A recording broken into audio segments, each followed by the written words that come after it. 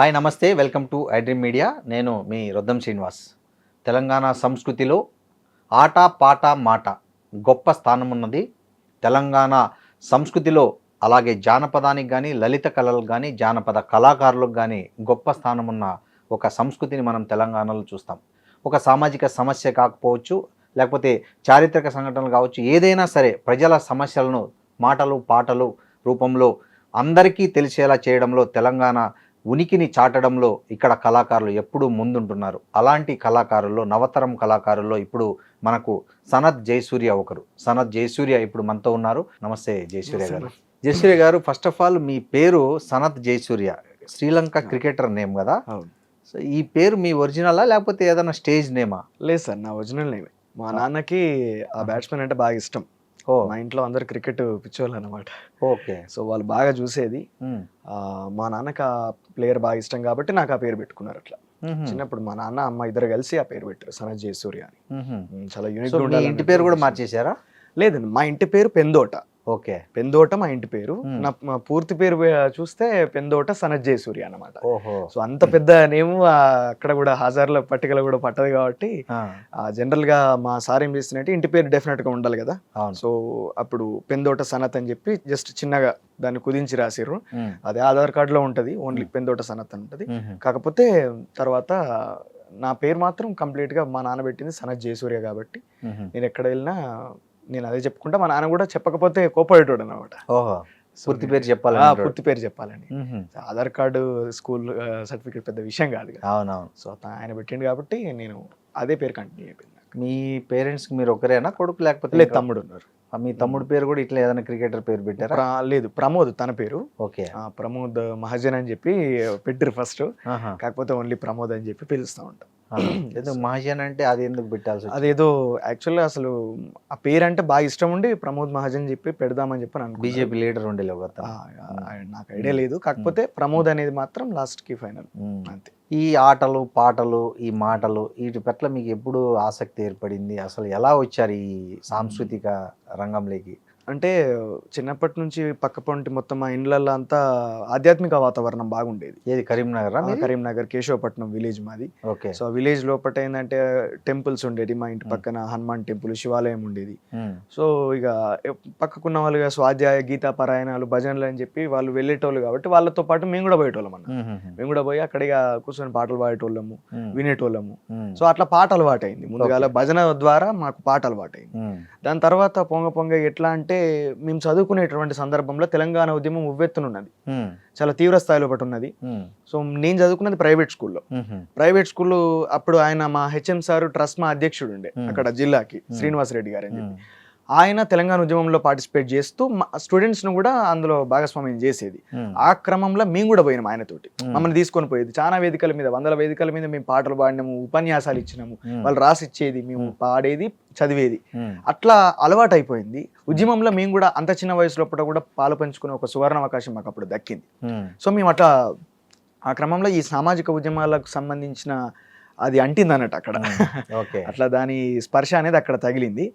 ఆ తర్వాత మేము పెరిగిన వాతావరణం, మేము ఎదుర్కొన్నటువంటి కష్టాలు అవన్నీ కూడా ఎట్లా అంటే ఆ వ్యవస్థ లోపల, ఆ దారి లోపల ఇంకా గట్టిగా వెళ్ళినాయి అన్నట్టు. తర్వాత మా స్నేహితులు చాలామంది సామాజిక ఉద్యమాల నేపథ్యం ఉన్న వాళ్ళంతా జర్నలిస్టులు, తర్వాత అప్పుడు తెలంగాణ మూమెంట్లో గట్టిగా పనిచేసిన వాళ్ళు, ప్రజా ఫ్రంట్లో పనిచేసిన వాళ్ళు, వాళ్ళందరూ ఉండేది మూమెంట్స్లలో గట్టిగా పనిచేసిన వాళ్ళు.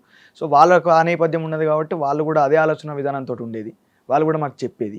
సో ఆ సహచర్యం కూడా కాస్త పనికొచ్చింది, కలిసి వచ్చింది. ఇక ఆ కోరి తర్వాత ఇక ఒక 5 సంవత్సరాల 6 సంవత్సరాల క్రితం ఏంటంటే కంప్లీట్గా అసలు ఆ అస్తిత్వ ఉద్యమాలు, సామాజిక ఉద్యమాలు, నక్సలైట్ ఉద్యమాలు, తర్వాత తెలంగాణ ఉద్యమం, అసలు ఉద్యమాలు ఎందుకు జరిగినాయి, తెలంగాణ లోపల ఎందుకు ఎక్కువ జరిగినాయి, ఈ రీసెర్చ్ ఇది అంతర్మథనం బాగా జరిగి అక్కడి నుంచి అనేక పాటలు పాడుకుంటా, వినుకుంటా, ఆ తర్వాత స్వయంగా రాయడం, అవి కొంచెం ఇక్కడ దాకా తీసుకురావడం జరిగింది. అట్లా. కుటుంబ నేపథ్యం ఏంటి జయసూర్య గారు? మాది విశ్వకర్మ కుటుంబం అన్న. నాన్న హౌస్లో పని చేసేవాడు, అమ్మ చదువుకున్నది, తను ప్రైవేట్ టీచర్గా చేసేది, అంగన్వాడీ టీచర్గా చేసేది. 10 సంవత్సరాల క్రితం 2016 లోపల అమ్మ చనిపోయింది అనారోగ్య కారణాలతోటి. వైద్య సాయం సరిగా అందలేదు. ఎక్కడికి పోయినా అది పెద్ద మనిషిని కిల్ చేసేంత రోగం కాదు, కానీ దానికి సరైనటువంటి వైద్య సహాయం అందక, ఆ పరిస్థితి లేక, ప్రభుత్వాలు కల్పించలేక, తెలంగాణ వచ్చినాక కూడా అట్లాంటి గోసు ఉండబట్టి మా అమ్మ చనిపోయింది. అమ్మ చనిపోయినాక నాన్న కొంచెం డిస్టర్బ్ అయ్యింది బాగా. చిన్న చిన్న గొడవలు ఏంటి, కొంచెం డ్రింక్ ఎక్కువ ఉండే. నాన్న కూడా ఇబ్బంది పడి లాస్ట్కి మానసికంగా తట్టుకోలేక ఆయన ఆత్మహత్య చేసుకొని చనిపోయాడు. సో అట్లా రకంగా మేము అవి కూడా మా లోపల ఒక ట్రామా లెక్క అయిపోయింది మా జీవితం లోపల. సో ఇవన్నీ ఎందుకు జరిగినాయి నా ఆలోచన ఒక్కసారి వెనుకకి వెళ్ళి చూస్తే I'm the main victim of this systemic negligence. So నాకు అది అర్థమైంది, ప్రభుత్వాల నిర్లక్ష్యం వల్లనే కదా నేను ఇంత సపోర్ట్ని కోల్పోయినా, నా తల్లిదండ్రులను కోల్పోయినా. సో ఈ ప్రభుత్వాల నిర్లక్ష్యం ఎంతమంది తల్లిదండ్రులకు ఇట్లాంటి ఏడుపునిస్తున్నది, ఎంతమంది పిల్లలకు ఇట్లాంటి నేర్పిస్తున్నది. గతంలో ఇప్పుడు ఉద్యమంలో చూసుకుంటే అనేక మంది పిల్లలు ఆత్మహత్యలు చేసుకొని అమరులైపోయి వాళ్ళ తల్లిదండ్రులను నేర్పించారు. సో ఇట్లా తెలంగాణ చరిత్రనంతా కూడా ఒకసారి తవ్వి చూసుకుంటే వెనకకు పోతే అన్ని ఇట్లాంటి గోసలే ఉన్నాయి, ఇంతకంటే దారుణమైనటువంటి గోసలు ఉన్నాయి. అవన్నీ చూసినప్పుడు ఖచ్చితంగా వీటిని అడ్రస్ చేయాలి. ఒక పాట అనే ఆయుధం మన లోపల ఉన్నది కాబట్టి దాన్ని ఏదో ఒక రకంగా ఈ సామాజిక ఉద్యమాలకు ఉపయోగించాలి ఈ గొంతుని అని చెప్పని అనుకున్నాం. ఫస్ట్ మీరు రాసి పాడిన ఫస్ట్ పాట ఏంది? బాగా మీకు పేరు తెచ్చిన పాట ఏంటి? పేరు తెచ్చిన పాట అన్న అది ఇదే హైదరాబాదు ప్రాంతం లోపల ఒక చిన్న 6 ఏళ్ల పాప మీద అత్యాచారం జరిగినప్పుడు, అత్యాచారం జరిగింది 6 ఏళ్ల పాప మీద, ఆ పాప ఏమి ఎక్స్పోజ్ చేయలేదు. చాలా మంది అంటారు కదా ఆడవాళ్ళు ఎక్స్పోజ్ చేస్తేనే వాళ్ళ మీద అత్యాచారాలు జరుగుతున్నాయి అని చెప్పారు. మరి ఆ చిన్న పాప ఏమి ఎక్స్పోజ్ చేసింది? దుస్తులు వేసుకున్నది? ఎందుకు ఆమె మీద అత్యాచారం జరిగింది? చిన్న పిల్లలు ఇంకా దైవంతోటి సమానం అంటారు కదా, ఎందుకు ఆమె మీద అత్యాచారం జరిగింది? అట్లా జరిగినప్పుడు భగవంతుడు ఏం చేస్తాడు అని చెప్పి భగవంతుణ్ణి మన సంస్కృతి లోపలనే ఒక గొప్ప అవకాశము ఏంటంటే భగవంతుని వ్యాజ్యస్తుతి అని చెప్పానంటారు. మనకు చిన్నప్పుడు తెలుగు చదువుకున్నప్పుడు పద్యాల లోపల కూడా చెప్తారు. వ్యాజ్యస్తుతి అంటే తిడుతూ కూడా భగవంతుని దెప్పుకుంటా మాట్లాడడం కూడా, పద్యం చెప్పడం, కవిత్వం చెప్పడం కూడా ఒక పూజ లాంటిదే అని. అట్లాంటి ధోరణి లోపల ఒక పాట రాయాలని చెప్పని అనుకున్నప్పుడు నేను రెఫరెన్స్ గా తీసుకున్నది అన్నమయ్యని తీసుకున్నా. అంతకుముందు రామదాసు ఎవడబ్బ సొమ్మని గురుగుతూ తిరిగేవు రామచంద్ర అని చెప్పి ఆయన రామదాసు రాసిండు. సో అవన్నీ రెఫరెన్స్ తీసుకున్నప్పుడు నేనెందుకు ప్రశ్నించద్దు భగవంతుని? మరి భగవంతుని ప్రశ్నించినా భగవంతుని అనగలుగుతాం, మన అవ్వయ్య అనగలుగుతాం. అంతే మిగతాలోనే అంటే కొడతారు, గంటే దాడి చేస్తారు వాళ్ళు. సో అందుకోసం అని చెప్పి నేను దేవుని అడగదలుచుకుని ఆ పాట రాసిన. ఏం రాశారు? పేరు మారంగానే ఆది మరిసావో యాదగిరి నరసన్నా, పేదోళ్ళ బతుకు చూడరన్నా, ఊరు మారంగానే ఊరకున్నావో యముడాల రాజరాజన్నా, మాయతలేందో చూడరావన్నా, పసిబిడ్డను చెరచి ప్రాణాలు తీస్తే ఏ సొరికేలో దాగిరన్నా, మీకు కోపం ఎట్లా రాలేదన్నా, అన్నాని మిమ్ము నోరార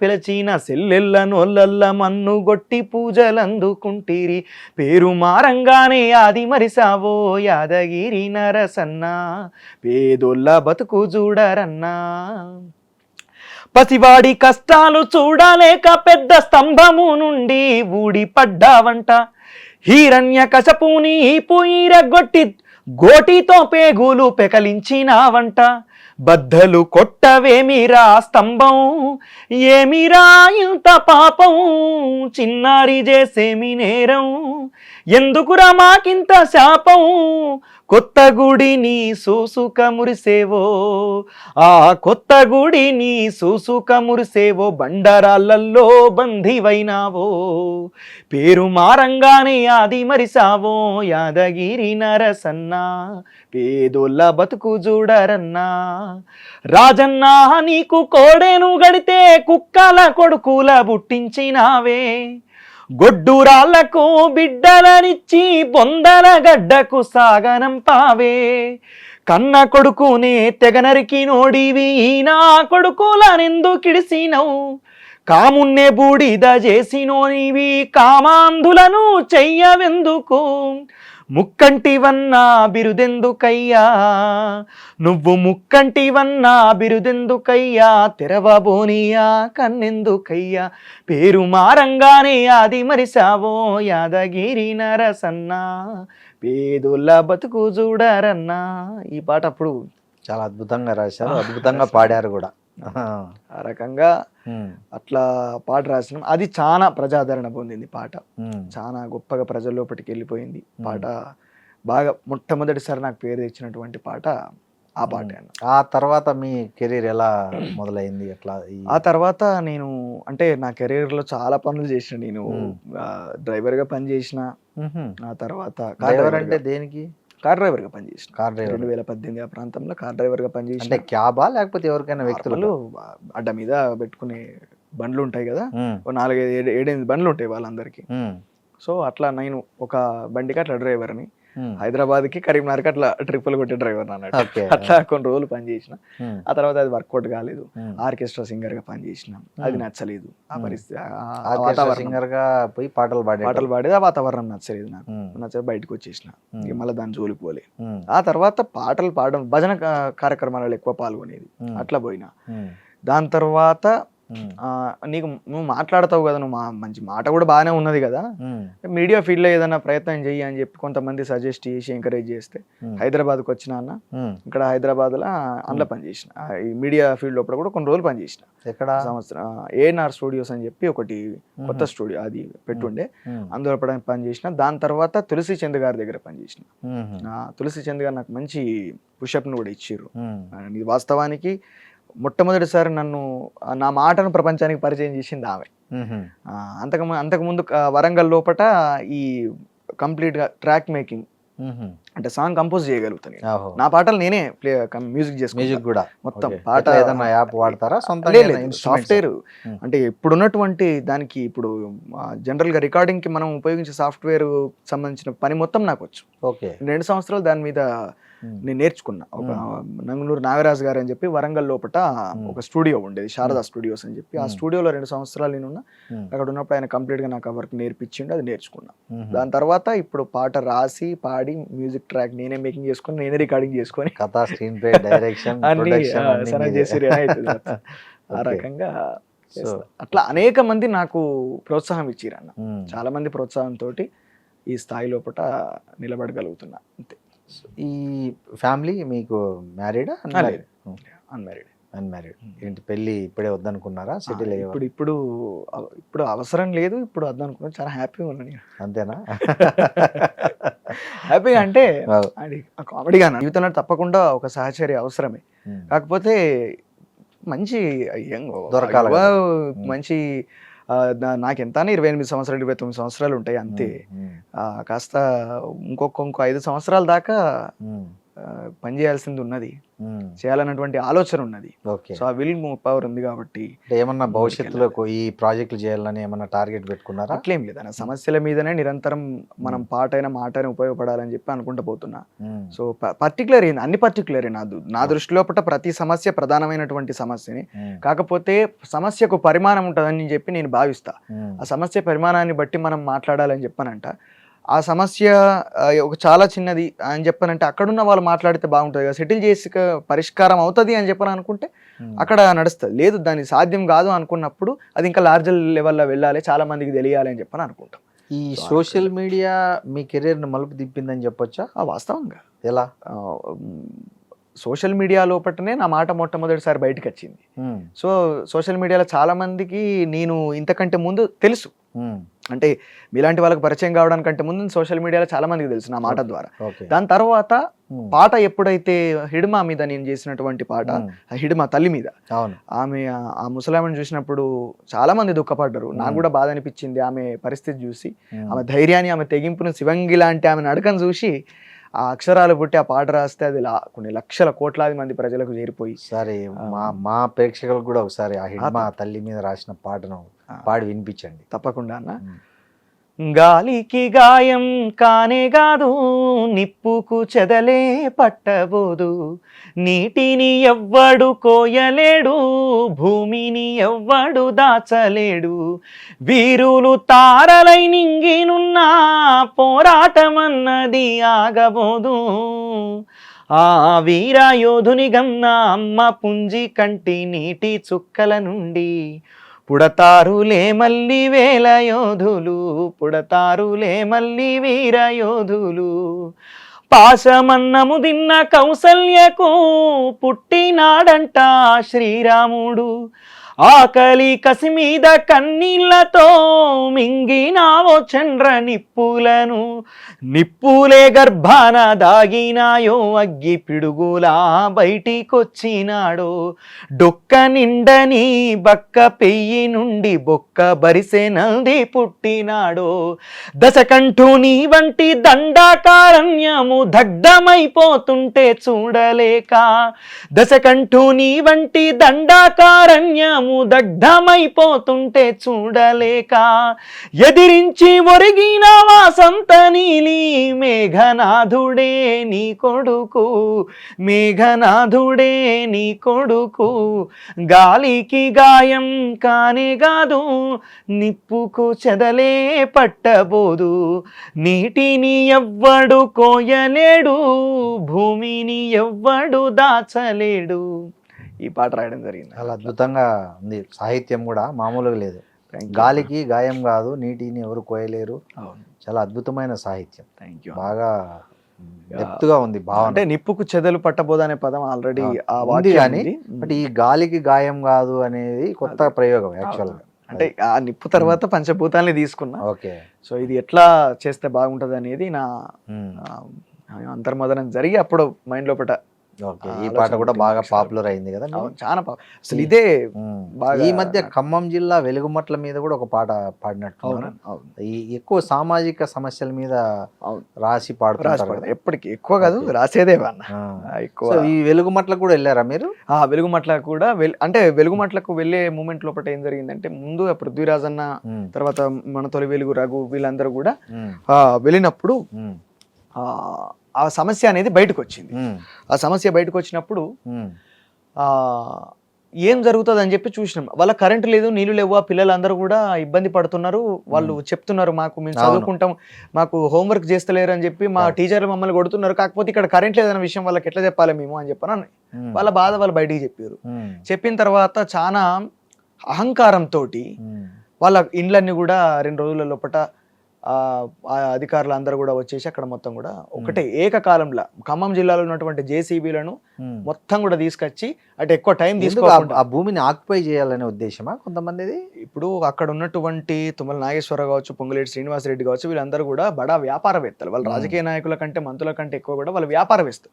వాళ్ళ దగ్గర డబ్బులు తీసుకొని టికెట్లు ఇచ్చే పార్టీలకు సిగ్గులేదు. పార్టీలకు సిగ్గులేదు, అది అంతే కదా. వాళ్ళు ఏ పార్టీలు లేరు, వాళ్ళ కనీసం బీఆర్ఎస్ లో ఉన్నారు, ఇప్పుడు కాంగ్రెస్ లో ఉన్నారు. అన్ని పార్టీలు వాళ్ళ దగ్గర డబ్బులు తీసుకుని టికెట్లు ఇస్తే ఇట్లనే అంటే కొత్త నాయకత్వాన్ని ఎంకరేజ్ చేయనంత కాలము, నాయకత్వాన్ని సృష్టించినంత కాలము, తయారు చేయనంత కాలము ఇట్లాంటి పరిస్థితులే ఎదుర్కొంటారు ప్రజలైనా సరే, సమాజం అయినా సరే. కంప్లీట్ గా తెలంగాణ ముఖ్యంగా. అయితే అక్కడ కంప్లీట్ గా ఏంటంటే అన్న, మొత్తము అక్కడ రహదారి మీద ఖమ్మము నేషనల్ హైవే మీద, నేషనల్ హైవేకి దగ్గర లోపల ఈ భూదాన్ భూములు ఉన్నాయి. 250 కోట్ల ఆస్తి అని చెప్పి మన కలెక్టరే దాన్ని ప్రకటించిండు. అక్కడ కలెక్టర్ కూడా చాలా విమర్శలు ఎదుర్కొన్నారు కదా. కలెక్టర్ ఆయన మా ఉమ్మడి కరీంనగర్ మెట్టుపల్లి ప్రాంతానికి సంబంధించినటువంటి వ్యక్తి, బహుజన వర్గాల నుంచి వచ్చినటువంటి వ్యక్తి, వాళ్ళ బాధలు గోసలు అన్ని తెలిసినటువంటి వ్యక్తి. 2000 మారాడనే విమర్శ కూడా రబ్బర్ స్టాంప్ అయిపోయిండు. ఈ రోజు 2018లో మేము SRR కళాశాల లోపల డిగ్రీ చదువుతున్నప్పుడు ఆయనకు అప్పుడే ర్యాంక్ వచ్చింది. ఏం పేరు ఆయన పేరు? దురిశెట్టి అనుదీప్ కుమార్ అని. అనుదీప్ కుమారో లేదో తెలియదు. దురిశెట్టి అనుదీప్ ఆయన పద్మశాలి సామాజిక వర్గము, ఒక ఉత్పత్తి ఆర్థిక వ్యవస్థ నుంచి వచ్చినోడు, వాటి గురించి తెలిసినోడు, అక్కడ ఆ వర్గాలకు సంబంధించినటువంటి కుటుంబాలే ఉన్నాయి, వాళ్ళ గోసంతా తెలిసినోడు. ఇది వాళ్ళంతా నేరస్తులు, వాళ్ళ మీద కేసులు పెడతాం, వాళ్ళంతా భూమిని కబ్జా చేసిర్రు. అరే భూదానం చైర్మన్ డైరెక్ట్ ప్రకటించారు, వాళ్ళకి పట్టాలు ఇచ్చిన మేమని. అవును, ఆయన పబ్లిక్ గా చెప్పిండు వచ్చి. అట్లాంటిది ఆయన చెప్పినాక కూడా వీళ్ళు ప్రభుత్వం ఈ రోజు సొంతగా స్వయంగా తనను తాను ఆత్మహత్య చేసుకున్నది ప్రభుత్వం. మేము నేరస్తులం అని చెప్పి నిరూపించుకున్నది. ఇప్పుడు ఆ నేరస్తులు అయినరు కాబట్టి అక్కడ ఉన్నటువంటి మంత్రులు, అక్కడ ఉన్నటువంటి ప్రభుత్వ వ్యవస్థ వాళ్ళని శిక్షించాలి కదా. ఒకటి విచిత్రం అనిపిస్తుంది నాకు, రాహుల్ గాంధీ దేశమంతా తిరిగి బుల్డోజర్ గవర్నమెంట్ అని బీజేపీని విమర్శిస్తుంటాడు. ఇక్కడ కాంగ్రెస్ ప్రభుత్వం చేసింది కూడా అదే కదా. వెలుగుమట్లలో కానీ, మూసీ ఏరియాలో కానీ సేమ్ బుల్డోజరే కదా. దీని మీద తనకి ఎవరు చెప్పరా? బీజేపీకి కాంగ్రెస్ కు వాళ్ళ ఎగ్జిక్యూషన్ లో, పొలిటికల్ ఎగ్జిక్యూషన్ లో ఎక్కడ కూడా మొత్తం ఎట్లాంటి తేడా లేదు, ఉమ్, అంతా ఒక్కటే. ఉమ్, కాకపోతే ఏంటంటే ప్రజల్ని మభ్యపెట్టడానికి వాళ్ళు ఎంచుకున్నటువంటి పంధాలు వేరు కావచ్చు, అంతే. అంతే తప్పించి ఉమ్, వాళ్ళు జనం మీద ఇట్లాంటి అణచివేతని గతం లోపల వాళ్ళు కేంద్రం లోపల అధికారంలో ఉన్నప్పుడు సాల్వాజుడం ప్రయోగించలేదా? అవును, ఎక్కడ ఉద్యమాలు జరిగితే అక్కడ అణచివేతలు చేయలేదా? చేశారు. వాళ్ళే కదా టాడా చట్టాలు ఇవన్నీ ఉపా అవును. చట్టాలు ఇవన్నీ తీసుకొని వచ్చింది వాళ్ళే కదా. అవును, అవును, వాళ్ళను వీళ్ళు కంటిన్యూ చేస్తున్నారు, వాళ్ళు తీసుకొచ్చిన దాన్ని, వాళ్ళ అవును. అణచివేతను వాళ్ళ పగ్గాలు వీళ్ళ చేతికి పోయిన దాన్ని వీళ్ళు ఇంకా ఎక్స్ట్రీమ్ గా కంటిన్యూ చేస్తున్నారు అవును. తప్పించి తేడా ఇద్దరికి లేదు. మనం ఎమర్జెన్సీ పరిస్థితులను ఒకసారి తలుచుకుంటే ఉమ్, ఈ రోజు అప్రకటిత ఎమర్జెన్సీ అనేది దేశవ్యాప్తంగా ప్రధానమంత్రి నరేంద్ర మోడీ కొనసాగిస్తాడు, రాష్ట్రంలో కూడా రేవంత్ రెడ్డి కొనసాగిస్తాడు. ఈ కాకపోతే అది మనకి వెలుగు ఏర్పడతలేదు. మట్లలో అంటే మీరు ఏమనిపించింది వాళ్ళంతా బాధలు? చాలా మంది మేము చూసాము, చాలా అవును. బాధ చిన్న అనిపించింది చిన్న నాకు కూడా. పిల్లలన్నా ఒక ఆమె అయితే నా ఇల్లు ఒకసారి చివరిగా చూసుకొని వస్తా అని ఆమె అది ఎంత ఎమోషన్. హృదయ ఒక విదారకమైనటువంటి అతను ఏదో దృశ్యం అది. పాపం పని చేసుకొని ఏదో హమాలి పని చేసుకొని ఇల్లు కట్టుకుంటే రాత్రి రాత్రి నేలమట్టం చేయడం ఇవన్నీ. దాదాపు 1890 కుటుంబాలు, ఉమ్, దగ్గర దగ్గర 600 ఇండ్లు, ఉమ్. ఇవన్నీ కూడా నిలమట్టం చేసేసి మళ్ళీ ఏకకాలంలో. పట్టాలు ఇవ్వడం ఏంది వాళ్ళకు? అదే కదా, ఇక్కడ నేలమట్టం మేము చేసిన తప్పు తర్వాత- చేసినామని నాలుక కొరుక్కున్నారు వాళ్ళు. ఇప్పుడు కూల్చక ముందు పట్టాలు ఇస్తే కొంచెం బుద్ధి జ్ఞానం ఉండేవాడు ఎవరైనా కానీ, కూల్చేసి ఎవడన్నా పట్టాలు ఇస్తాడా? వాళ్ళు స్వయంగా ఏంటంటే ఉమ్, మేము కూల్చినాము, తప్పు చేసినాము ఉమ్, కాబట్టి ఆ తప్పును కప్పిపుంచుకోవడానికి ఉమ్, ఒక ఆర్భాటంగా ఉమ్, ఒక మీటింగ్ పెట్టి ఉమ్. చాలా గొప్పగా దాన్ని నిర్వహించి వీళ్ళు కూడా వీళ్ళకి పోయి పట్టాలు ఇచ్చారు. పట్టాలు తీసుకోకుండా ఏదైనా నిరసన వ్యక్తం చేయాల్సిండే వీళ్ళు కూడా, బాధితులు కూడా అంటే పాపం. అన్న ఉమ్, వాళ్ళందరూ కూడా బాధలో ఉన్నారు. ఉమ్, బాధలో ఉన్న వాళ్ళు, మనము ప్రజల్ని నిత్యం చైతన్యవంతం చేయడానికి డెఫినెట్గా ఒక అథారిటీ తీసుకొని ఖచ్చితంగా వాళ్ళ తరపున నిలబడాలి. ఒకటి. రెండో విషయం ఏంటంటే నిలబడేట వాళ్ళు నిలబడ్డరు. ఉమ్, ప్రజలు ఎట్లా అంటే ఉద్యమం చేయడానికి కాదు కదా వాళ్ళు అక్కడ ఉన్నది, అవును. వాళ్ళకి న్యాయం కోసం చూస్తున్నారు. కరెక్ట్. ఉద్యమం చేయాల్సింది, పోరాటం చేయాల్సింది, నిలబడాల్సింది మీలాగా మాలాగా మన లెక్క రెస్పాన్సిబిలిటీ తీసుకున్న వాళ్ళు నిలబడాలి, వాళ్ళ బాధ్యత అది. అవును, ఉద్యమం వాళ్ళకి కావాల్సింది ఉద్యమం ఎందుకు కోరుకుంటారన్న, ఉద్యమం అసలు ఏం లేనప్పుడు ఉద్యమం ఏం అవసరం? అవును. అంత మంచిగా ఉన్నప్పుడు ఉద్యమం అవసరం లేదు. ఇప్పుడు ఉద్యమం ఎందుకు అవసరం అంటే పట్టాలు ఏదో ఎవడింటికి వాళ్ళకి పట్టాలు ఇస్తే ఎంత పేరు ఉండేది గవర్నమెంట్కి. గవర్నమెంట్ తన బాధ్యత పేరు కోసం చేసుకోకపోయినా బాధ్యతగా నిర్వహించాలి. కాకపోతే కూల్చడం ఎందుకు? అది నేను మళ్ళా పట్టాలు ఇచ్చటం ఇందిరామిల్ ఇచ్చటం అన్న, అక్కడ గుడిసె కూలిపోయినోడు ఉన్నాడు, బంగ్లా పోయినోడు, బంగ్లా పోయినోడు ఉన్నారు పాపం. ఎంత మంచి కట్టుకున్నారు. 30 లక్షలు పెట్టినా 20 లక్షలు పెట్టినా వాళ్ళ జీవితాంతం కష్టపడి కట్టుకున్న బంగ్లానే కదా అది. అవును, ఈ రాజుకి ఉసుక సిమెంటు కంకర బెందడి ఇదంతా వట్టిగా రాదు కదా, రాదు, కష్టపడితేనే వస్తుంది. వాళ్ళు దానికోసం హోమ్ లోన్స్ పెడతారు, చిట్టీలు ఎత్తుతారు, అప్పులు చేస్తారు. అవును. ఒక ఇల్లు కట్టి చూడు పెళ్లి వాళ్ళ చేస్తాడు 20-30 ఏళ్ల కష్టం నేలపాలు చేశారు. నేలపాలు చేసిరు. అవును. ఇట్లాంటి దుర్మార్గమైన పరిస్థితిని చూసే మేము అప్పుడు ఏం రాశారు పాట? మీరు దాని మీద కూడా ఒకటి పాట రాయడం జరిగిందన్న. ఇటుక మీద ఇటుకను కలిపే సెమట సుక్కరా, కష్టాలు కలబోసి నింపిన పునాదిరా, వాళ్ళ గోసలే ఆ గోడలు అప్పులపై కప్పురా, పసిబిడ్డల నవ్వులే గుడ్డి దీపమాయరా, ఎన్నెన్ని కలలు గని కట్టుకున్న గూడురా, కండ్ల ముందు గూలుతుంటే కలలు కల్లలాయరా, మూడు రంగుల జెండా బట్టిన బుల్డోజరు వచ్చెరా, 3 క్షణాలల్ల బతుకునేలగూల్చెరా,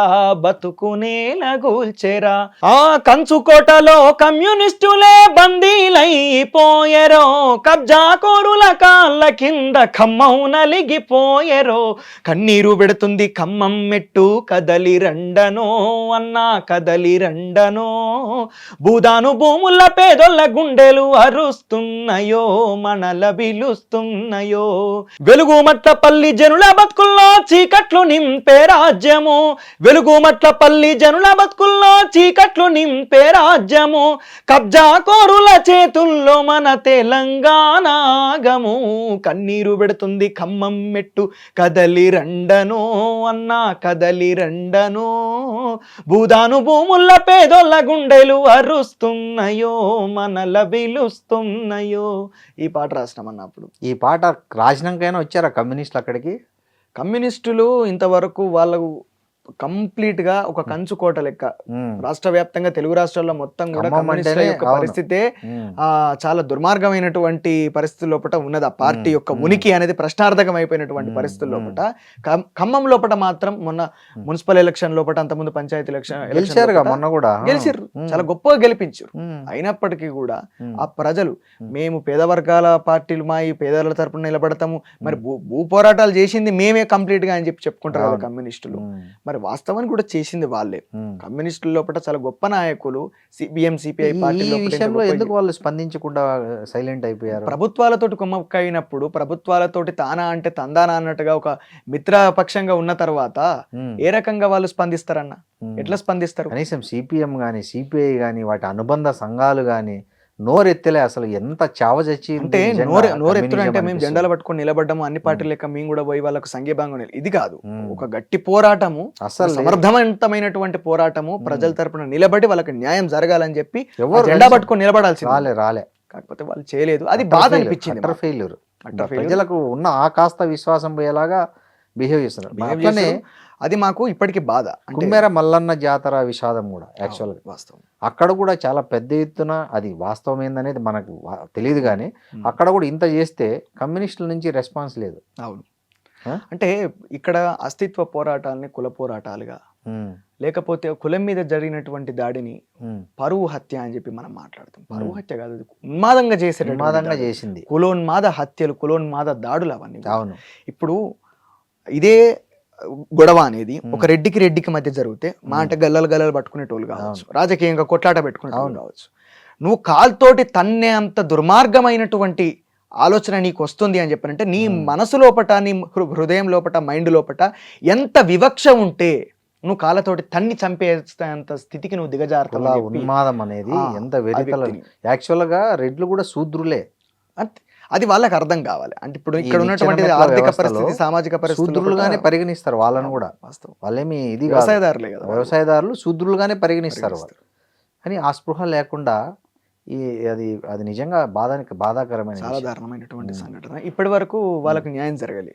అంటే ఈ ఛానల్ ద్వారా నేను కూడా ఒక ప్రశ్న ఏమిటంటే అన్న, చాలా మంది రాజకీయ పార్టీల నాయకులు, రాజకీయ పార్టీల అనుబంధ సంఘాలు వీళ్ళందరూ వచ్చి కూడా మేము దీక్ష కూర్చుంటున్నామని చెప్పి ప్రభుత్వం అక్కడ భూదాను బాధితులకు ఒక రోజు ముందు పట్టాలు ఇచ్చే ఒక రోజు ముందు ఆ విషయం ఆల్రెడీ ఆ సమాచారం తెలుసుకొని రేపు పొద్దుగాల వీళ్ళకి పట్టాలు పంపిణీ చేస్తున్నారు అంటే ఇంకా లార్జర్ గా జనానికి తెలియక ముందు కొన్ని రాజకీయ పార్టీలు అక్కడ కూర్చొని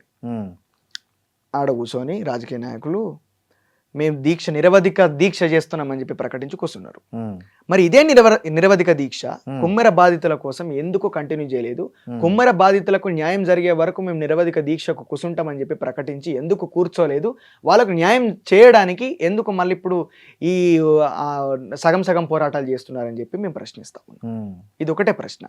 ఎందుకంటే వాళ్ళ ఉపన్యాసాలు, వాళ్ళు పెట్టే సభలు, వాళ్ళు చెప్పే మాటలు ఇవన్నీ కూడా విని మేమందరం కూడా చాలా గొప్ప జ్ఞానం ఉన్నది ఇందులో అని చెప్పి చాలా గొప్ప గౌరవంగా ఫీల్ అయితే, ఈ రోజు వాళ్ళు అనుసరిస్తున్నటువంటి రాజకీయ విధి విధానాలన్నింటిని కూడా ప్రజల్ని లోపలికి నెట్టేటటువంటి పరిస్థితులు లోపల ఉన్నాయి. ఎందుకు ఇట్లా చేస్తున్నారని చెప్పి ఒక ప్రశ్న మాత్రం మేము లేవనెత్తదలుచుకున్నాం. ఇదే దీక్షలు, ఇదే పోరాటాలు ఇక్కడ భూదాన్ బాధితులకు పట్టాల పంపిణీ చేసి అసలు పట్టాలు పొందిన వాళ్ళే అలా 20% కూడా చక్కగా లేరు. వాళ్ళు అసలైనటువంటి బాధితులకు రాలేదు. ఒక పెద్ద డ్రామా అది. పట్టాల పంపిణీ కార్యక్రమం అనేది అన్న మొత్తం 600 కుటుంబాలకు 300 మందికి పంచుతున్నామని చెప్పని అన్నారు. 300 మందిని ఎండ్లా అకామిడేట్ చేయాలి? మిగతా 15 ఎకరాలలో వాళ్ళు చెప్పే అధికారికంగా చెప్పే 30 ఎకరాల లోపల ఉన్నటువంటి 15 ఎకరాలలో వాళ్ళని అకామిడేట్ చేయాలి. 9 ఎకరాలలో వాళ్ళను రీఅకామిడేట్ చేస్తున్నారు. 9 ఎకరాలలో అకామిడేట్ చేస్తే మిగతా భూమి అంటే ఏం కావాలి? మిగతా పట్టా వాళ్ళకి ఎప్పుడు పంపిణీ చేస్తారు? మిగతా బాధితులకు ఎప్పుడు న్యాయం చేస్తారు? వాళ్ళ కోసం ఎవరు మాట్లాడాలి? ఇది జరగనే లేదు, న్యాయమే జరగలేదు. ఒక పెద్ద డ్రామా జరిగితే ఆ జరిగిన పట్టాల పంపిణీకి ఇది మా పార్టీల విజయము, ఇది మా సంఘాల విజయము, ఇది పలానా వ్యక్తుల విజయం అని చెప్పి సోషల్ మీడియా లోపల విపరీతమైనటువంటి ప్రచారం చేసుకుంటున్నారు. నిజంగా న్యాయం జరిగితే మీరు ప్రచారం చేసుకోండి. కాకపోతే వాళ్ళకి న్యాయమే జరగలేదు. వాళ్ళ తరపున మళ్ళీ పోయి నిలబడతారా, కూర్చుంటారా, మాట్లాడతారా, గట్టిగా పోరాటం చేస్తారా? అయిపోయింది ఆ ఎపిసోడ్ క్లోజ్. ఇప్పుడు ఆ విషయం గురించి ఇప్పుడు ఇంకేదో కొత్త ఇష్యూ ముంగటికి వస్తుంది, క్లోజ్. అది ఈ కుమ్మెర మల్లన్న బాధితుల తరఫున కూడా ఏమైనా పాటలు రాశారా? అంటే అది కుల ఉన్మాదంతో ఈ అగ్రవర్ణ అహంకారంతో జరిగినటువంటి ఒక హత్య కాబట్టి ఆ ఉన్మాదం మీదనే కలెక్షన్ ఆఫ్ ఇష్యూస్ అంటే గతంలో పట్ల జరిగినటువంటి కులోన్మాద హత్యలు కావచ్చు, అవమానాలు కావచ్చు, వాటన్నింటిని కూడా దృష్టిలో పెట్టుకొని ఒక పాట అనేది రాయడం జరిగిందన్న. సూటు బూటు ఏసుకోని డిగ్రీ పట్టా చేతాబూని, సూటు బూటు ఏసుకోని డిగ్రీ పట్టా చేతాబూని, ఇలువగల్ల ఇంగ్లీషులో నేను మాట్లాడుతున్నా, నీ కులమేందని అడిగెనో ఈ భారత సమాజమే నాడు కుల్లిపోవునో మనువుగాని ఈ కులం, నీ కులమేందని అడిగెనో ఈ భారత సమాజమే నాడు కుల్లిపోవునో మనువుగాని ఈ కులం.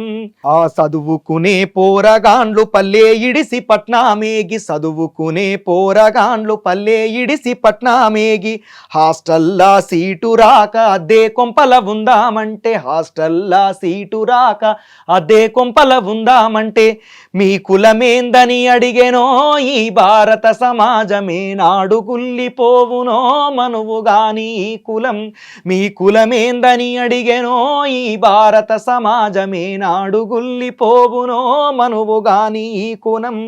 భూమిని సంకల పెట్టుకొని పుట్టినోళ్ళు మీరంటారా, దుక్కి దున్నే కూలీ రైతుకు హక్కే లేదు పొమ్మంటారా, భూమిని సంకల పెట్టుకొని పుట్టినోళ్ళు మీరంటారా, దుక్కి దున్నే రైతు కూలికి హక్కే లేదు పొమ్మంటారా, ఈ భూమి ఎవ్వని సొత్తురో తెగబలిసిన ఓదొర, ఇది దున్నేటోని హక్కురో మదమెక్కిన ఓదొర అని చెప్పి ఈ అగ్రవర్ణ అహంకారంతో ప్రవర్తించుకుంటా హత్యలు అవమానాలు చేసేటటువంటి దొరల అహంకారాన్ని, పెత్తందారితనాన్ని వ్యతిరేకించుకుంటా ఇట్లాంటి పాటలని అనేకం రాసినామన్నా. అట్లా కొన్ని రికార్డ్ అయినాయి. ఆ రకంగా కుమ్మెర బాధితులను దృష్టిలో పెట్టుకొని ఈ పాటను మొదలుపెట్టి నేను కంప్లీట్ చేసి దీన్ని కూడా ప్రజల మూసీ సుందరీకరణ మీద కూడా మీరు వ్యతిరేకంగా ఏదో ఒక పాట పాడినట్లున్నారు కదా, అదేం పాట అది? అంటే మూసీకి సంబంధించి గత సంవత్సరంన్నర నుండి మేమందరం కూడా ఈ ఎప్పుడైతే రివర్ ఫ్రంట్ మోడల్ అని చెప్పి మూసీని మేము పునరుద్ధరిస్తాము, పునరుద్ధరణ అని చెప్పి ఒకసారి అన్నారు, పునరుజ్జీవం అని చెప్పి ఒకసారి అన్నారు, ఇట్లా రకరకాల పేర్లు పెట్టుకుంటా మేము మూసీని ఏదో సుందరీకరణ చేస్తామని చెప్పి లాస్ట్కి అన్నారు. ఈ సుందరీకరణ ఏంది, పర్యాటక కేంద్రంగా తీర్చిదిద్దుడేంది అని చెప్పి మా యొక్క ప్రశ్న. ఇప్పుడు ముఖ్యమంత్రి గారు మూసీని పట్టుకుని ఎందుకు వెళ్ళాడుతున్నారు? మూసీ కంటే ఎక్కువగా కాళేశ్వరం మీద చాలా పెద్ద ఎత్తున ప్రచారం చేశారు. దాన్ని వాడుకొని 1,00,000 కోట్ల స్కామ్ జరిగిందని చెప్పి కూడా అన్నారు. అక్కడ రాహుల్ గాంధీ పోయి ఏటీఎం సెంటర్, కాళేశ్వరం ఏటీఎం అని కూడా అక్కడ పోయి హంగామా చేశాడు కాబట్టి ఏటీఎం అని చెప్పని అన్నారు. వాస్తవానికి అది కూడా కుంగిపోయినాయి. ఒక ప్రాజెక్ట్ లోపల కొన్ని లోపాలు జరుగుతాయి, కుంగిపోయింది. మరి కుంగిపోయినప్పుడు చాలా అంతర్జాతీయ స్థాయి ప్రాజెక్ట్, అది చాలా పెద్ద ప్రాజెక్టు, మేడిగడ్డ కాళేశ్వరం ప్రాజెక్ట్ అనేది. మరి దాన్ని నువ్వు రిపేర్ చేయాలి కదా, నువ్వు అక్కడ లోపాలు జరిగినాయి, అక్కడ కంప్లీట్గా వాళ్ళు స్కామ్ చేసారన్నప్పుడు నువ్వేం చేయాలి? దానికోసం ఎంతో భూమిని సేకరించి ఇష్టం వచ్చినట్టు పెద్ద పెద్ద మిషనరీ 1,00,000 కోట్ల రూపాయలు దాంట్లో ఇన్వెస్ట్ చేసి అప్పుల పాలైందే ఆ ప్రాజెక్టు వల్ల కదా. మరి అంత స్థాయి లోపల ఆ ప్రాజెక్ట్ని చాలా గొప్పగా తీసుకున్నప్పుడు డెఫినెట్గా దాన్ని రిపేర్ చేయాల్సినటువంటి బాధ్యత రేవంత్ రెడ్డి మీద ఉంటుంది. రేవంత్ రెడ్డి దాన్ని రిపేర్ చేయలేదు, దాని గురించి పట్టించుకుంటలేదు. ఇప్పుడు జలయజ్ఞం పథకం కింద అనేక ప్రాజెక్టులు ఇంకా పెండింగ్ లోపల ఉన్నాయి. మనకు నిజామాబాదు, ఆదిలాబాదు, పెద్దవాగు ఈ ఏరియాలు కంప్లీట్గా చూసుకుంటే ములుగు దాకా గోదావరి నది మీద, ఇటు కృష్ణా నది మీద నిర్మించి సగంలో ఇడిచిపెట్టినటువంటి పెండింగ్ ప్రాజెక్టులు బొచ్చెడు ఉన్నాయి. జగన్నాథపురం ప్రాజెక్ట్ అని చెప్పి ఒకటి ఉంటుంది కడెం దగ్గర, అది దుర్మార్గంగా అది పొంగి పొరులినప్పుడల్లా అక్కడ ఉన్న పక్కటి పరివాహక ప్రాంతాల ప్రజలందరూ కూడా ఖాళీ చేసి మళ్ళీ ఎత్తైన ప్రాంతాలకు పోవాల్సినటువంటి పరిస్థితి వస్తుంది. ఇది వర్షాకాలం వస్తే ఆ డ్యామ్ ఉప్పొంగితే అంత దుర్మార్గంగా వాళ్ళు ఎదుర్కొంటే వాటిని రిపేర్ చేయరు, వాటిని పునరుద్ధరించరు. తెలంగాణలో వాటిని పట్టించుకోరు. మల్లన్న సాగర్ ప్రాజెక్టు భూ నిర్వాసితులు ఒక్కరికి కూడా సరిగ్గా న్యాయం జరగలేదు. వాళ్ళందరూ కూడా ఎక్కడ ఏ పార్టీ రాజకీయ నాయకులు పడితే వాళ్ళని చెప్పులతో తీసుకొని కొడదామని చెప్పినట్టుగా రెడీ ఉన్నారు. 14 గ్రామాలు మొత్తం మునిగిపోయినాయి, ప్రజలందరూ ఆగమాగం అయిపోయారు. 3,000 కుటుంబాల ప్రజలు కంప్లీట్గా సర్వనాశనం అయిపోయినారు. వాళ్ళందరినీ ఏం చేసిర్రు, అప్పటి మందము తీసుకొని పోయి గజ్వేల్ ప్రాంతం లోపల ఉన్నటువంటి డబుల్ బెడ్రూమ్ ఇళ్ళలో వాళ్ళని అకామిడేట్ చేసి జస్ట్ ఏదో పేరు రాసి వాళ్ళకి ఇస్తే, నెక్స్ట్ గవర్నమెంట్ ఏం చేసింది, ఎవరికైతే ఇప్పుడు అసలు నిజంగా పేదోళ్ళు ఉంటారో అంటే భూమికి అర్హత, ఇప్పుడు ఆ ఇంట్లో ఉండడానికి అర్హులు ఎవరైతే ఉంటారో వాళ్ళ పేరు మీద చేసి ఇచ్చినాక వాళ్ళది అనుకుంటారు అక్కడ, ఏది సిద్దిపేట ఏరియాలో.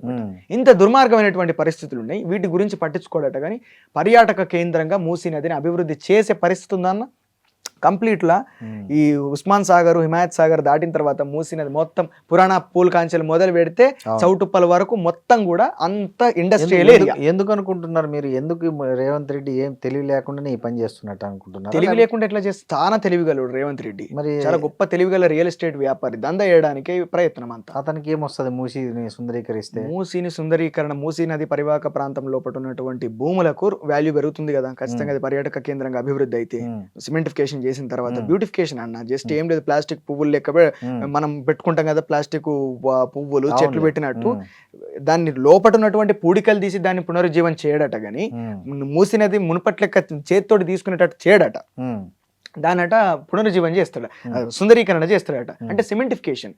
ప్రతి నదికి కూడా దాని పరివాహక ప్రాంతంలో ఒక ఈకో సిస్టమ్ ఉంటుంది, ఒక బయాలజికల్ డైవర్సిటీ ఉంటుంది, చాలా వరకు మొక్కలు చెట్లు పెరుగుతూ ఉంటాయి, ఒక గడ్డి నేలలు పెరుగుతూ ఉంటాయి, బురద లోపల పచ్చిగడ్డి పెరుగుతూ ఉంటుంది, అక్కడ ఉన్నటువంటి అనేకమైనటువంటి జీవాలకు అది ఆహారం అవుతుంది.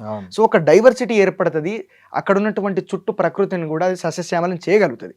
కాకపోతే ఇక్కడ industrial wastage, biochemical wastage, chemical wastage అంతా కూడా మూసీ లోపల డంప్ అవుతా అంటే ఆ డంప్ని క్లియర్ చేయకుండా, దాన్ని పుడికలు తీయకుండా నేను మీదికెళ్ళి సిమెంట్ వేస్తా, పెయింట్ వేస్తా, కంకర పోస్తా అని చెప్పానంటే తప్పు కదా. కాంక్రీట్ అనేది నది మీద పడద్దు, అస్సలే పడద్దు. అట్లాంటిది ఈరోజు చాలా దుర్మార్గంగా ఈరోజు రేవంత్ రెడ్డి అక్కడ మీ ఇంకేదో గాంధీ సరోవర్ కడతామని చెప్పి బాపు ఘాట్ల గెజిట్లు నోటిఫికేషన్ గెజిట్లనేమో ప్రభుత్వ రాజపత్రంలోనేమో 5,000 కోట్ల ప్రాజెక్ట్ ఇది అని చెప్పి చాలా స్పష్టంగా రాస్తారు. లేదు దానికి 170 కోట్లే అని చెప్పి ముఖ్యమంత్రి రేవంత్ రెడ్డి ప్రకటిస్తాడు. ఇక ఇంకొక మాట ఏమంటాడంటే ప్రజలు మభ్యపెట్టడానికి, ఈ కంపు పొంట ఎట్లా బతుకుతారు పేద ప్రజలు మూసీ నది పరివాహక ప్రాంతం లోపల కంపుల ఆ మూసీ నది నుంచి వచ్చే దుర్వాసనలలో బతుకుతారు, అందుకే మేము వెకెట్ చేయించినామని చెప్పని అంటాడు. అంటే మేము వాళ్ళ బాధ చూడలేక వాళ్ళు ఇల్లు ఊలగొట్టినామని చెప్పని అంటున్నాడు. ఎట్లా బతుకుతారు దాని పొంటి అని చెప్పని అంటారు. అంతే కంపు హుస్సేన్ సాగర్లో ఉన్నది. మరి సెక్రటేరియట్ కూలగొట్టు, ఎందుకు ఆ కంపు పక్క పొంటి ఎందుకుంటావు నువ్వు కదా, పక్క పొంటి అవన్నీ కూలగొట్టేసాయి. అవసరం నీ రాజీవ్ గాంధీ విగ్రహం వద్దు, ఏదో అవసరం ఉంటే తీసేసాయి, కంపు పొంటి ఎందుకు, మంచి కాడ పెట్టుకో. మరి ఇప్పుడు మధుపార్క్ రిజ్ అపార్ట్మెంట్స్ వాళ్ళను అదే విధంగా చెప్తున్నాడు, కంపు పొంటి ఎందుకుంటారో అందుకే కూలగొడతానా అంటున్నాడు. కూలగొట్టు, ముందు వాళ్ళకు పునరావాసం కల్పించి వాళ్ళని అకామిడేట్ చేసి తర్వాత మొత్తం వెకేట్ చేయించు. అంటే ఇక్కడ ఎట్లా వెకేట్ మేము పునరావాసం కల్పించలేము, పునరావాసం కల్పిస్తే ఏం మిగులుతాయి అందులో, ఏం కల్పించలేము, ఏదో మభ్య పెడతాం. చాలా బహిరంగంగా మేము మోసం చేస్తామని చెప్పి రేవంత్ రెడ్డి గవర్నమెంట్ ఇప్పుడు మీరు అన్నారు మాట రియల్ ఎస్టేట్, ఆయన భూములు విలువ, ఆయన భూములు ఉన్నాయా మూసి పక్కన ఏమన్నా? తెలంగాణ రాష్ట్రం లోపల ఏ గవర్నమెంట్ ఎవరైతే ఏ రాజకీయ పార్టీ అధికారం లోపల ఉంటే తెలంగాణ లోపల ఉన్నటువంటి ఈ వ్యాపార మన ప్రాంతం లోపల ప్రభుత్వానికి సంబంధించినటువంటి భూములన్నీ కూడా వాళ్ళ భూములే అవుతాయి. ఓకే, అంతే, రాజకీయంగా అంతే కదా. ఒక భూమిని ప్రభుత్వం అమ్మదలుచుకుంటే లేకపోతే డెవలప్మెంట్కి ఇవ్వదలుచుకుంటే ఎవరు ఆపగలుగుతారన్నా? ఎవరన్నా ఆపగలుగుతారా? తెలంగాణలో ఉన్నటువంటి భూముల వాల్యుయేషన్ చేసి కేసీఆర్ గవర్నమెంట్ చాలా వరకు భూములు నమ్మి ఇక్కడ ఖజానాను నింపే ప్రయత్నం చేస్తున్నామని చెప్పి డొనేట్ కూడా చేశారు కదా సంస్థలు, రూపాయికి 2 రూపాయలకు ఎకరం కూడా. దళితులకు మనిషి 3 ఎకరాలు ఇస్తా అని చెప్పి, ఎకరం భూమి ఇస్తా అని చెప్పి మాట్లాడిన కేసీఆర్ ఆశ్రమాలకు లేకపోతే చిన్నజీయర్ లాంటి స్వామీజీలకు ఎకరాల భూమిని కట్టబెట్టిండు రూపాయికి అడ్డికి పావు షేర్ లెక్కన. దీని మీద మీరు ఏం పాట రాశారు మూసీ మీద? మేము ఆ మూసీ మీద చాలా వరకు 2-3 సందర్భాలలో పాటలు రాసినామన్నా. ఉప్పొంగుతున్నది మూసీ కన్నీళ్లతో తడిసి తడిసి, ఉప్పొంగుతున్నది మూసీ కన్నీళ్లతో తడిసి తడిసి, దామగుండము నుండి జాలువారిన గంగ పేద గుండెల నిండా పొంగిపోయింది, పేద గుడిసెల గుండె పొంగిపోయింది, ఉప్పొంగుతున్నది మూసీ కన్నీళ్లతో తడిసి తడిసి, అప్పు సప్పు చేసి ఒక్కొక్క రాయిని ఇటుకను చెమటను కలిపి మాలుగా పోసి, ఇటుకను చెమటను కలిపి మాలుగా పోసి, కట్టుకున్న బొమ్మరిల్లురా కండ్ల ముందే కూలిపోయరా, కట్టుకున్న బొమ్మరిల్లురా కండ్ల ముందే కూలిపోయరా, మా కన్నీళ్లకు విలువలేదురా, మా కన్నీళ్లకు విలువలేదురా, ఉప్పొంగుతున్నది మూసి కన్నీళ్లతో తడిసి తడిసి. ఇట్లా ఈ పాట రాయడం జరిగింది. అప్పుడు కంప్లీట్గా మూసి పరివాహక ప్రాంతంలో చాదరఘాటు ఏరియాలలో మొత్తం ఆ ఇండ్లన్నీ కూలగొట్టేసారు. పాపం వాళ్ళ నిర్వాసితులు అని చేసారు, పెద్ద పెద్దోళ్ళు వదిలేశారు, చిన్న చితక వాళ్ళవి నేలమట్టం చేశారు. హైడ్రా బాధితులు, హైడ్రా పేరు మీద మొత్తము FTL బఫర్ జోన్ అనుకుంటా మూసీ నది పరివాహక ప్రాంతంలో ఉండే పేదల ఇండ్లన్నీ కూల్చేసారు. అక్కడ ఈ FTL బఫర్ జోన్ మరి సెక్రటేరియట్ కూడా బఫర్ జోన్ లోపలనే ఉన్నది. ఎందుకు కూలగొట్టలే? మీ ప్రభుత్వాలకు సంబంధించింది, మీ ప్రభుత్వం లోపల ఉన్నటువంటి నాయకులకు సంబంధించి, మిగతా ఆ రాజకీయ పార్టీ లోపల ఉన్నటువంటి పెద్ద నాయకులకు సంబంధించినటువంటి ఫామ్ హౌజులు అన్ని కూడా ఇట్లాంటి FTL బఫర్ జోన్లోనే ఉన్నాయి. వాళ్ళందరికీ ఇంతవరకు కూలగొట్టిన దాఖలాలు లేవు. ఓవైసీ కాలేజ్ కూడా. జయసూర్య గారు, అంటే మీరు ఏదైనా రాజకీయ పార్టీతో కలిసి పని చేయాలనుకుంటున్నారా, లేకపోతే ఎవరితోనైనా అలైన్ అయ్యి వాళ్ళతో భాగస్వామ్యంతో ఈ ఉద్యమాలు, ఈ సామాజిక విషయాల మీద స్పందిస్తున్నారా, లేకపోతే వ్యక్తిగతంగానే చేస్తున్నారు? లేదు, ఏ రాజకీయ లక్ష్యాలు కానీ ఆలోచనలు కానీ ఏవి లేవన్నా నేను ఎట్టి పరిస్థితుల లోపల కూడా రాజకీయాల లోపల నాకు అసలు ఆలోచన లేదు, నాకు ఆ క్యాపబిలిటీ లేదు. ఫస్ట్ ఇప్పుడు తెలంగాణలో కల్వకుంట్ల కవిత గారు ఒక సామాజిక తెలంగాణ నేపథ్యంలో ఒక కొత్త పార్టీ తేబోతున్నారు. ఒకవేళ ఆమె నుంచి మీకు మీలాంటి వాళ్ళకి ఆహ్వానం వస్తే దాంట్లో ఏమైనా చేరి పనిచేసే ఆలోచన ఉందా? ఏం లేదు, 100% లేదన్న, 100% లేదు. కవిత కాదు, ఇంకెవ్వరు వచ్చినప్పటికీ కూడా, అంటే ఎవరైతే సామాజికంగా ప్రజలకు నిజంగా న్యాయం చేయదలుచుకుంటారో అట్లాంటి ఒక నాయకత్వం బిల్డప్ అవ్వాలన్నటువంటి ఆకాంక్ష ఉన్నది. సో అది బిల్డప్ అయినప్పుడు దానికి రాజకీయంగా మేము సహకరిస్తాం. కాకపోతే అది కవితని ఎట్లాగూ నమ్మే పరిస్థితి లేదు. ఇప్పుడున్నటువంటి ఏ రాజకీయ పార్టీని మేము నమ్మమన్నా, ఎందుకంటే అందరూ వ్యక్తిగతంగా తెలుసు, రాజకీయంగా తెలుసు. అంటే వ్యక్తిగతంగా వాళ్ళు అనుసరించేటటువంటి తీరు, వాళ్ళు పుట్టినటువంటి నేపథ్యం, వాళ్ళు అనుసరించేటటువంటి తీరు, ప్రజలకు వాళ్ళకు నిజంగా ఉన్నటువంటి చిత్తశుద్ధి గురించి, ఆలోచనల గురించి ఒక అవగాహన ఉన్నటువంటి వ్యక్తిగా, అంటే నేను ఇప్పుడు మీకు బయట కనబడుతున్నాను కాబట్టి వీడు ఇప్పుడు వచ్చి మాట్లాడుతున్నారా అంటారు. గత 4-5 సంవత్సరాల నుండి ఈ కుంపట్లన్నీ కూడా నేను గమనించుకుంటూ వచ్చిన. బీఆర్ఎస్ పాలన మీద కూడా మీరు ఇట్లే పాటలు రాసి పాడారా? అప్పుడు చాలా జరిగాయి. బీఆర్ఎస్ పాలన లోపల మేము పాటలు రాసి పాడింది లేదు, కానీ మేము గట్టిగా వాటిని వ్యతిరేకించినాం. పాటలు పాడుతున్నారు. అప్పటికే తెలంగాణ వ్యాప్తంగా బీఆర్ఎస్ పార్టీ మీద వ్యతిరేకత వచ్చింది, అనేక మంది పాటలు చేస్తున్నారు, పాడుతున్నారు. ఆ క్రమంలో మేము అనేక విషయాల మీద మేము స్పందించుకుంటా మేము వ్యతిరేకించినాం. అంటే మేము ధర్నాలు, రాస్తారోకోలు, లేకపోతే మేము మామూలుగా పోరాటాల లోపల భాగమైనము. ఆ పార్టీ అనుసరిస్తున్నటువంటి విధానాలకు వ్యతిరేకంగా మేము అనేక రకాలైనటువంటి రౌండ్ టేబుల్ సమావేశాలు కావచ్చు, ప్రెస్ మీట్లు కావచ్చు, తర్వాత ప్రజాభిప్రాయ సేకరణలు కావచ్చు, ఇవన్నీ కూడా కండక్ట్ చేసినాము. ప్రజల దగ్గరికి పోయి ఈ ప్రభుత్వం చేస్తున్నటువంటి అరాచకాలని ప్రజలకు అర్థమయ్యే విధంగా చెప్పే ప్రయత్నం మాత్రం చేసి. ఇప్పుడు కవిత గారి నాయకత్వం మీద నమ్మకం లేదా? కవిత గారు పెట్టే పార్టీ మీద మీకు నమ్మకం లేదా? కవిత గారు వచ్చినటువంటి నేపథ్యం ఏంటిదన్న? కవిత వచ్చింది అదే దోపిడీ వర్గం నుంచి వచ్చింది, అదే రాజకీయ పార్టీ నుంచి 10 సంవత్సరాలు తెలంగాణను సర్వనాశనం చేసినటువంటి రాజకీయ వ్యవస్థ నుండే వచ్చింది. కేసీఆర్ అండర్లో పట్టిన ఆమె పనిచేసింది. మరి ఆమె మీద కూడా అనేక ఆరోపణలు ఉన్నాయి. ఈ రోజు కేవలం అదేదో లిక్కర్ స్కామ్ ఒకటి క్వాష్ అయిపోయినంత మాత్రాన ఈరోజు ఆమె కంప్లీట్గా కడిగిన ముత్యమూల బయటకు వచ్చినా అని చెప్పి ఆమె చెప్పుకున్నంత మాత్రాన తెలంగాణ ప్రజలు నమ్మే పరిస్థితి లేదు. ఈరోజు నిజంగా నిలబడగలిగితే అమరవీరుల కుటుంబాల దగ్గర నుంచి బీఆర్ఎస్ పార్టీ నమ్మిచ్చి మోసం చేసినటువంటి తెలంగాణ ప్రజల లోపల ప్రాణాల దగ్గర నుంచి ఆస్తులు కోల్పోయిన వాళ్ళ వరకు ప్రతి ఒక్కరి దగ్గరికి పోయి మరి మేము ఇంత అన్యాయం చేసినామని చెప్పి చెప్పుకోవాలి. విమర్శిస్తున్నారు వాళ్ళ పాలనలో జరిగినవన్నీ ఆమె ఎత్తి చూపుతున్నారు. ఇప్పుడు కంప్లీట్గా నా తమ్ముడు రాజకీయాల లోపల, నా చెల్లె, నా బిడ్డ, ఇట్లాంటి అవి ఏముండవు కదా, మీకు తెలుసు కదా, మీరు ఇంకా చాలా సీనియర్ కాబట్టి మీకు ఇంకా ఎన్నో రాజకీయ వ్యవస్థలు మీరు చూసి ఉంటారు ఇంతకుముందు. సో మీకున్నటువంటి అనుభవం ప్రకారం మీరే చెప్పండి. రాజకీయాల లోపల మిత్రులు ఉండరు, శత్రువులు ఉండరు, అదేవిధంగా రిలేషన్స్ కూడా ఉండేయని చెప్పి నేను అనుకుంటా. వాళ్ళు రాజకీయం కోసం ఏదైనా మాట్లాడతారు. అట్లా అని చెప్పి వీళ్ళిద్దరూ ఎదురుగా పడితే కొట్లాడుకుంటారని చెప్పి మనం అనుకుంటావా? పిచ్చోళ్ళైన జనాలు అభిమానంతో కొట్లాడుకుంటారు తప్పించి పార్టీల పరంగా కార్యకర్తలు కొట్లాడుకుంటారు. ఒక్కనాడు ఒక రాజకీయ నాయకుడు ఇంకొక రాజకీయ నాయకుడు గల్లలు పట్టుకున్నటువంటి పరిస్థితిని మనం ఎక్కడన్నా చూస్తామన్నా? ఈవెన్ బండి సంజయ్ లాంటి వ్యక్తి కూడా ఇష్టం వచ్చినట్టు మాట్లాడతాడు కదా. అవును, ఏది పడితే అది మాట్లాడతాడు కదా. బండి సంజయ్ నోటికి వచ్చింది మాట్లాడతాడు ఇష్టం వచ్చినట్టు. ఏం అవగాహన లేకుండా కేంద్ర మంత్రి అనేది కూడా మర్చిపోయి మాట్లాడతాడు. ఆయన అన్ని మర్చిపోతాడు. ఆయన కంప్లీట్ గా మర్చిపోయి ఓవైసీ కనబడితోటే అలుముకొని షేక్ అండ్ ఇచ్చి పక్కన నిలబడి ఫోటో దిగిండు. చరిత్రలో రికార్డ్ అయింది. మొన్న మేము అది ప్రజలందరికీ మేము చూపెట్టాము అప్పుడు ఇది జరిగినప్పుడు. అవును, మన గంగుల కమలాకర్ బండి సంజయ్ పొట్టు తిట్టుకుంటారు, నీ సంగ చూస్తా బిడ్డ అని చెప్పినట్టు గంగుల కమలాకర్ కడుసుడితో పోయి మైక్ ముందు ఫైట్లు ఇవన్నీ మంది ముంగట వేదికల మీద మైక్ల ముంగట ఫైట్లు. ముందు పగిట వేషగాళ్ళు ఉన్నారు, ఇప్పుడు పొలిటీషియన్స్ అయిపోయి పరద వెనకాల అందరు దోస్తులే, పరద ముంగటనే ఇక్కడ వెనకాల రెండు చేతులు కలుసుకుంటాయి, ముంగట ఒకళ్ళ చెంపలు వాయించుకున్నట్టు ఫోటో పెడతారు అంతే తప్పించి వీళ్ళందరూ ఒకటే. మరి ఈ రోజు కేంద్ర ప్రభుత్వము మిగతా డెమోక్రటిక్ అలయన్సెస్ ఏవైతే ఉన్నాయో పార్టీలు వాటన్నిటి మీద సిబిఐ ఈడీ రైడ్స్ అన్ని జరుగుతాయి. మరి ఈ రోజు దేశానికి శత్రువులే ముస్లిమ్స్ అని చెప్పి ఇష్టం వచ్చినట్టు ప్రచారం చేస్తుంది కదా.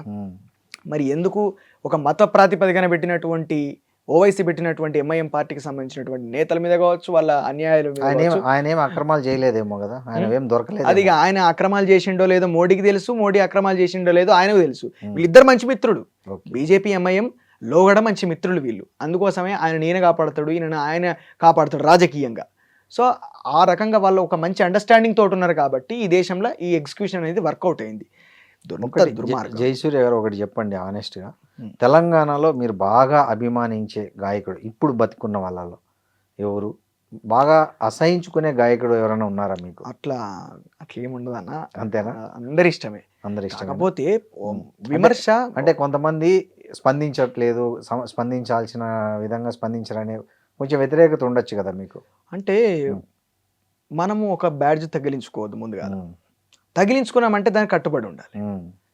అది తగిలించుకొని మళ్ళా వేరే రకంగా అమ్ముడుపోతే అక్కడ క్వశ్చన్ వస్తుంది. ఇప్పుడు మీరే చూశారు, చాలా మంది గాయకులు గతంలో గలం విప్పారు చాలా సమస్యల మీద, ఇప్పుడు మౌనం పాటిస్తున్నారు. వాళ్ళని ఎలా అర్థం చేసుకోవాలి?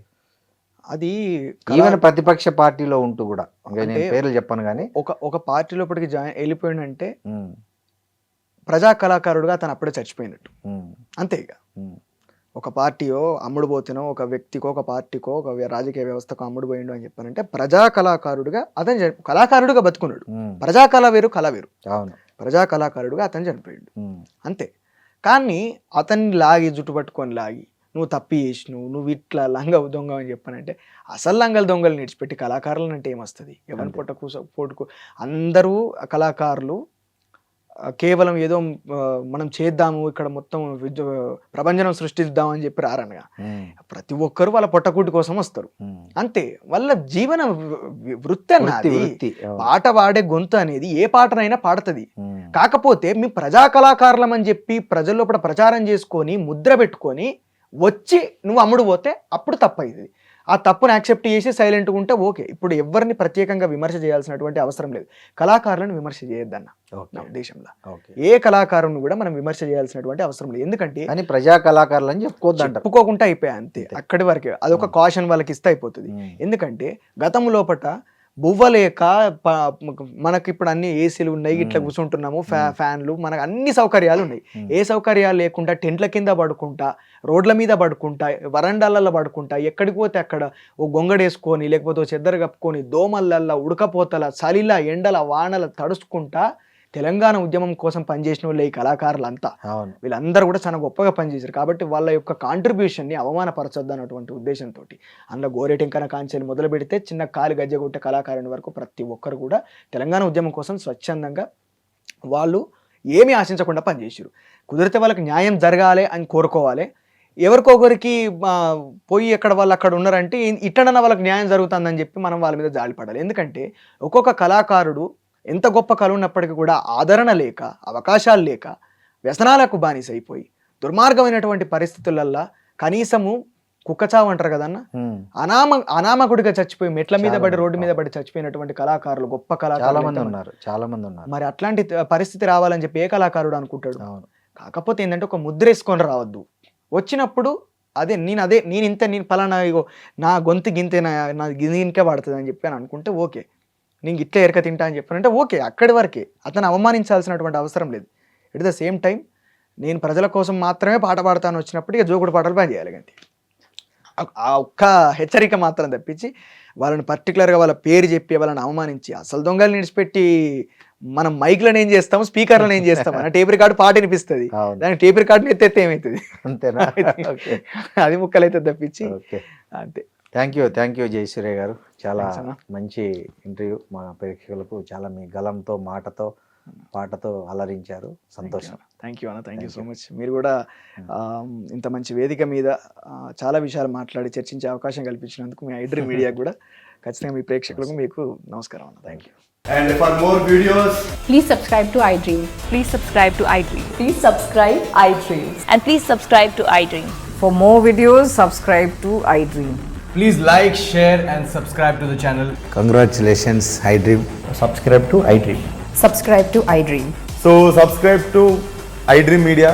iDream की iDream team अंदर की huge congratulations. Please subscribe iDream Media. Please subscribe to iDream. Subscribe iDream. Please subscribe to iDream. iDream అంటే నా కళల ఛానల్ను సబ్స్క్రైబ్ చేసుకున్న నోరు తిరుగుతలేదు, మీరైతే గంట గుర్తు కొట్టండి. For more such videos, please subscribe to iDream. Subscribe to iDream. Please subscribe to iDream. Please subscribe iDream Media. Please do subscribe to iDream. Please subscribe to iDream Media. For best entertainment and information, please subscribe iDream. And don't forget to subscribe to iDream.